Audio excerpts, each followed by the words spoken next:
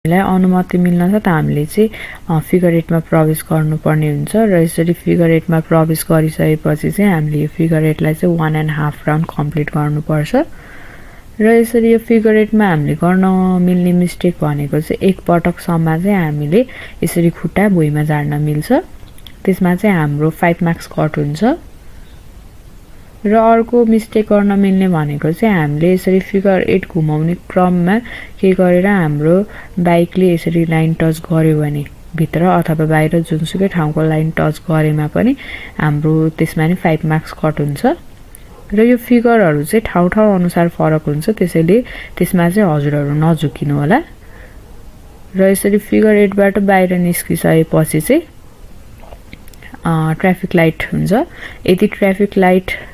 नहेरिकन हजुरहरुले red बलेको बेला नि जानु भयो भने चाहिँ हजुरहरुको 15 मार्क्स कट हुन्छ र त्यसपछि चाहिँ साङ्गुरो फ्ल्याग छ यो फ्ल्यागमा चाहिँ हामीले कुनै पनि मिस्टेक गर्नु हुँदैन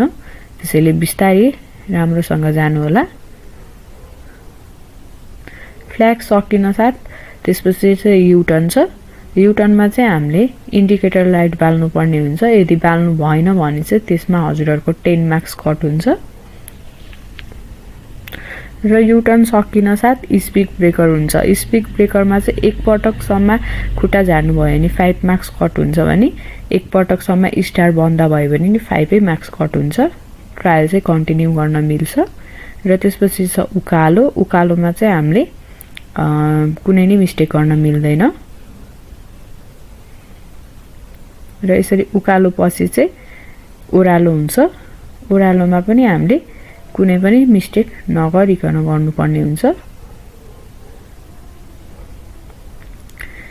र यसरी ओरालो सकिसकेपछि चाहिँ हाम्रो ट्रायल यतै सकिन्छ र यस्तो सानोतिनो मिस्टेक गरेर पनि हामीले चाहिँ सजिलैसित ट्रायल पास गर्न सकिन्छ हस्त धन्यवाद